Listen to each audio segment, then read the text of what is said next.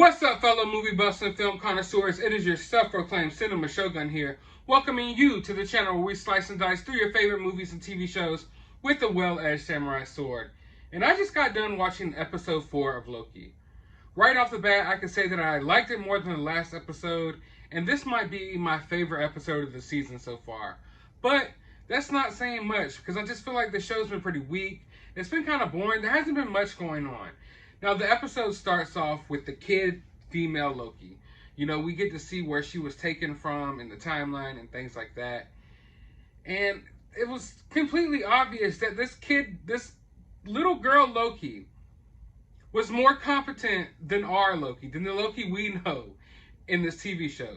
She literally steps on a woman's foot and runs away and escapes from the TVA like that. Meanwhile, our Loki, the Loki that we see almost conquer the entire world in the first Avengers movie, can't beat two random Time Patrol police. And talking about Time Patrol police, it seems like they're only sending, like, I don't know, but it's almost as if they only send women in the field in this show. Like when it's time to go like catch someone or hunt someone down, it seems like they're only sending women in the field. Meanwhile, the dudes are like working the desk jobs in the show. That's kind of weird, but it is what it is. So the show opens up with that scene. Then you get a lot of talky, boring, mumbo-jumbo garbage that I don't even care about, you know, between Sylvie and Loki. And you notice that I don't want to say there's chemistry there, because I feel like the lady who's playing the female Loki, she's not a great actress to me. So I'm not feeling the chemistry, but you kind of notice, like, are they setting something up here? But then literally, as soon as they capture both the Lokis and Sylvie is off screen, the show starts getting better. It literally, the moment that Sylvie goes off screen and the show starts focusing back on the Loki that we signed up to watch, the show starts getting better. You know, when you start seeing Loki and Mobius start interacting again, the show starts getting better. That's the strongest point of this show. The strongest part about this television show is the relationship, and I don't mean homo relationship. I just mean like the friendship, kind of buddy cop-ish banter between Loki and Mobius. That's the best part of the show, because the show just isn't doing much. They bring back Lady Sif in this episode, literally just to kick Loki in the balls over and over again. And it's just... Alright, cool. Because, I mean, I kind of feel you. It's like, Loki deserves this. When I watched it, and it's just over and over again, it gets repetitive, and I'm like, so you bring back Lady Sif for just a moment like this, which is kind of... If you're going to bring someone back, like, at least do it justice. Don't do something, like, stupid. Don't make it a running joke. But if you're going to, please kick Loki in the balls while you're at it, because he deserves it for starring in such a boring television show. Because this show is pretty boring. So, I mean, we know in the last episode that literally nothing happened, basically. Basically nothing at all happened in the last episode. It was all just a bunch of talky, walky crap that all just led to Loki coming out as saying that he was, or hinting towards the fact that he's bi. That's literally all the last episode existed for. And then in this episode, it's basically setting up a love interest between him and Sylvie. So they set up the fact that, oh yeah, I'm bi in the last episode, just for this episode, for him to basically start liking Sylvie, a female version of himself. And then they come back, the Time Patrol finds them, captures them. You know, we finally get a meaningful conversation in this show. Finally. I felt like this show has, through the first 3 or 4 episodes, it's been total, like, just a lot of conversations about nothing that matters.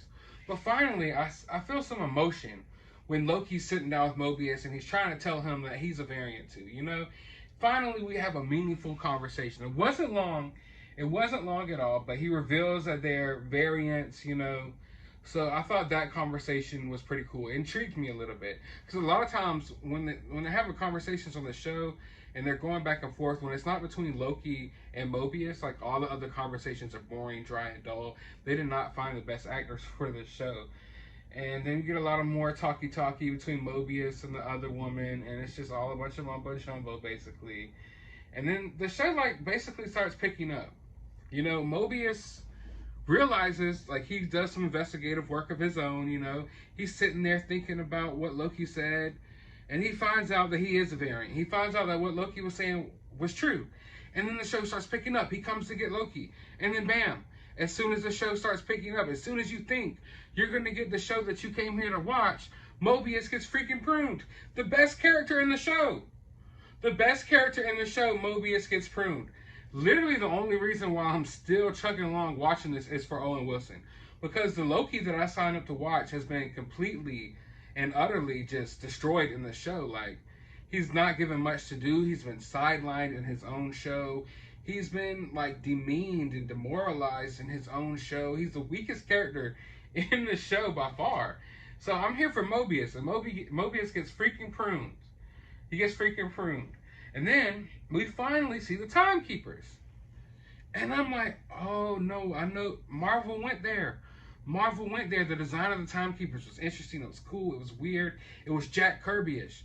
It was some Marvel alien creatures, god type stuff that you see in the comic books that you haven't really seen transferred to the MCU yet. Like, I was wondering like where they would go with like some of these designs. We know they had like the Watcher in some of the end credit scenes, and they went there with those designs. Like, they went there straight from the comic books. And these designs look pretty cool, you know? So I'm like, all right, we're getting the Timekeepers. They actually showed them, because I was beginning to wonder that we would never see the Timekeepers in the show. And then we finally get some action. Finally, we get some action. But the action scenes, I believe in the show, are kind of dull.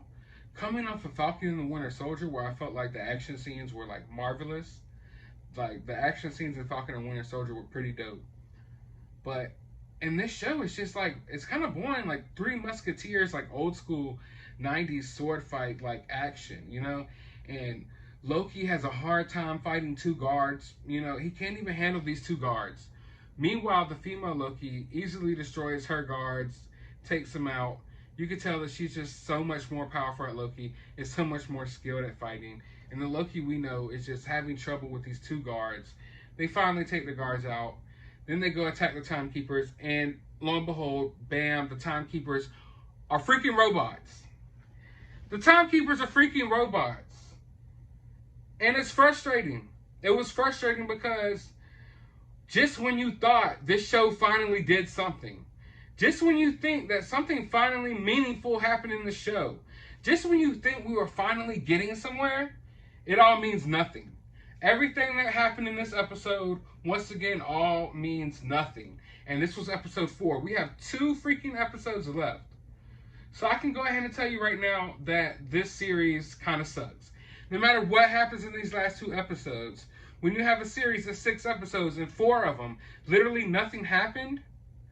Like, literally, you could take the events of all 4 of these episodes, and I could believe you could condense it down to 1 episode. 1 episode. That's literally like, nothing happens. And then finally, when you think something happens, you finally like, okay, this show is going somewhere. It all means nothing again. And then you just realize that this whole show is freaking pointless. And then you start to realize that maybe all of these MCU shows are just freaking pointless. You know, because when you really think about it, WandaVision didn't double down on the multiverse stuff. It didn't double down on Wanda actually being the villain of the show and where it's going to go from there. So it was kind of pointless.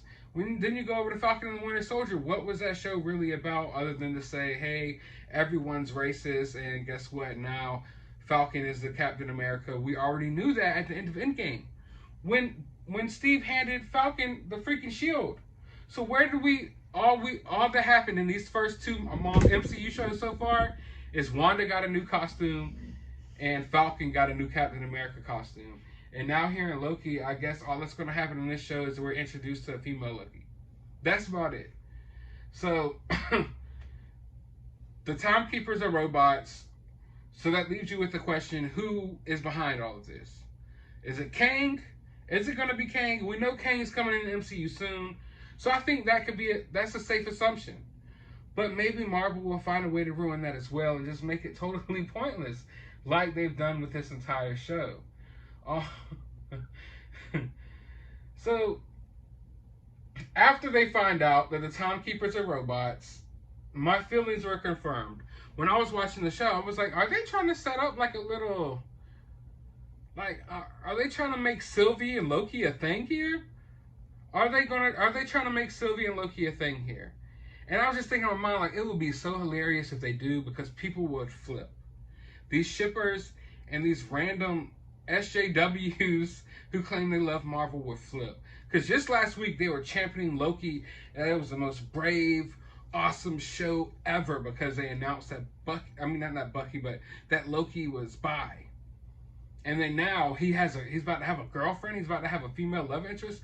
They're going to totally trash it. Never mind the fact that if you're bi, you can like women and men. Never mind that. If Loki does not kiss and make out and have sex with Mobius in the show, they're going to be totally angered. And then I go on Twitter and all that's confirmed. So I'll have a whole nother video about that coming soon. But yeah, they kill the timekeepers, turn out to be robots.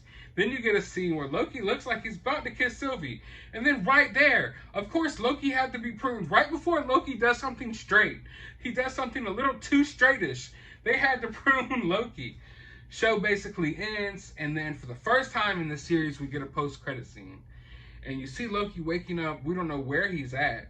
I thought if you get pruned, you're basically destroyed, but obviously, I guess, like, that doesn't matter anymore. Just nothing in this show matters. All the plot devices, all the little things that they try to explain, nothing matters. It all contradicts itself. Anyway, Loki wakes up, and then bam, there's like another kid Loki. You got the old school comic looking Loki, and then this other Loki. And I'm kind of intrigued. I'm a little tad bit intrigued. I will say that I am more excited to watch the next episode of Loki than I have been for any of these other episodes. I was excited for the first episode of Loki. Then after that, the excitement died down. I had no excitement going into episode 2, 3, or 4. But with this end credit scenes, I'm a little tad bit intrigued, a little bit excited. Like, I know the show is garbage, and I don't like any of the episodes really so far. But I'm kind of intrigued. I'm kind of a tad bit excited. And that's just a fan of me. I can't help it. But overall, this episode didn't really do much, but it was better than the last couple of episodes. So I guess that's saying something. But I want to know what you all thought about the episode.